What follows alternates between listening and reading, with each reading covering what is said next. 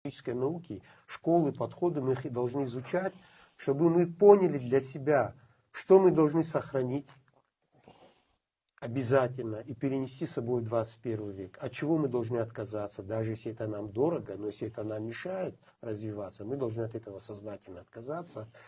И вот это все должно иметь строго научную основу.